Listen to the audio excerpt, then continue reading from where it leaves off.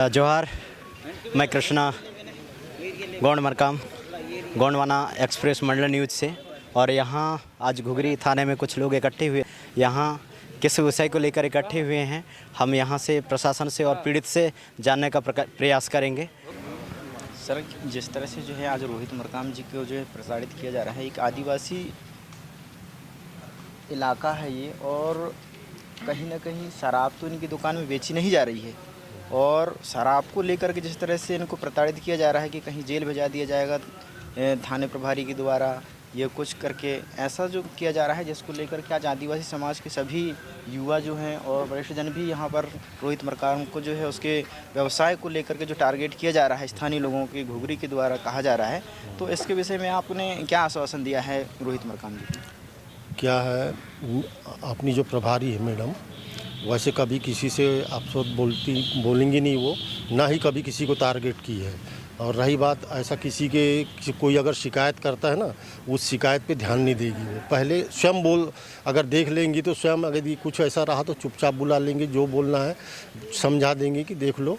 बाकी ऐसा उनका कोई उद्देश्य नहीं रहता। उनको सब पता है कि अपना आदिवासी बहुल क्षेत्र है यहाँ सब, तो आदिवासी बाहुल क्षेत्र साहब भाई का कुछ कभी ऐसी कोई बात हो जाती है, जैसे अब वाइन साहब वही हैं, सब वही हैं, तो थोड़ा बहुत पी के लोग थोड़ा सा उसमें क्या थोड़ा वही है कि खाने पीने का है। बाकी ऐसा तो हमने कभी देखा नहीं वहाँ पर, हमने कि यहाँ कोई बैठते हों, ऐसा कुछ नहीं है वहाँ।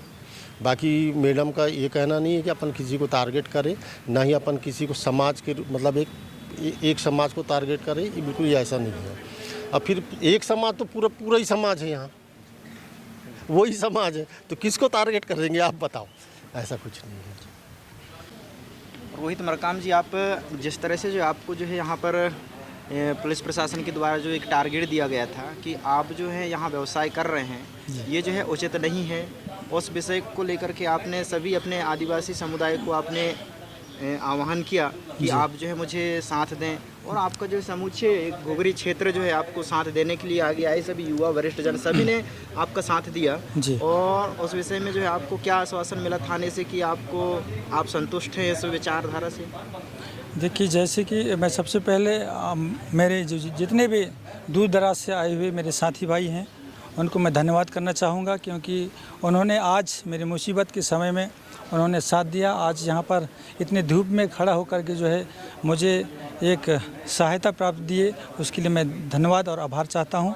जैसे कि पिछले दिनों में यहाँ से टीआई के द्वारा जो है एक पुलिसकर्मी को जो है मेरी दुकान पे भेजाया गया और कहा गया कि आपको टीआई मैडम जो है बुलाया है। तो उसी दौरान मेरे दुकान में कोई नहीं थे, लेकिन उन्होंने थोड़ी सी अभद्र की बातें भी की मेरे साथ। उसका वीडियो मेरे पास भी है, वो रामकृष्ण बघेल सर हैं वो। और वहाँ से कुछ देर के बाद मैं अपने परिवार को बुलाया और दुकान में, उसके बाद मैं यहाँ पर आया तो मैडम कुछ क्षण के बाद आई और उन्होंने मुझे कहने लगा कि आप इस तरह से भीड़ बढ़ाते हो, बैठाल के शराब पिलाते हो, ऐसा करके उन्होंने मुझे धमकी दी और कहा अगर आप ये करना अगर बंद नहीं करोगे तो आने वाले दिन में चार्ज बना करके जो है आपको जेल भेजा दूंगी, ऐसा उन्होंने कहा है।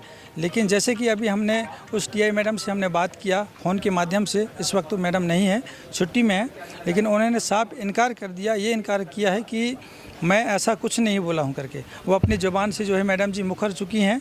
अब पता नहीं क्या होने वाला है। मैं एक छोटा फैमिली से बिलोंग करता हूं और शाम को मैं अपने घर जाता हूं। मुझे डर है कि कहीं मेरे जो विरोधी हैं इस घुघरी में अगर किसी आए दिन अगर मेरे ऊपर कोई प्रकार की अगर समस्या आती, जान मान की अगर हानि होती है, तो इसके संपूर्ण जिम्मेदारी किसकी होगी, ये मैं जानना चाहता हूं। लेकिन शासन प्रशासन ने अभी ये आश्वासन दिया है कि आपके ऊपर जो है ना किसी प्रकार की कोई दबाव नहीं बनाया गया है, आप अच्छे से व्यवसाय कीजिए, ऐसा उन्होंने कहा है।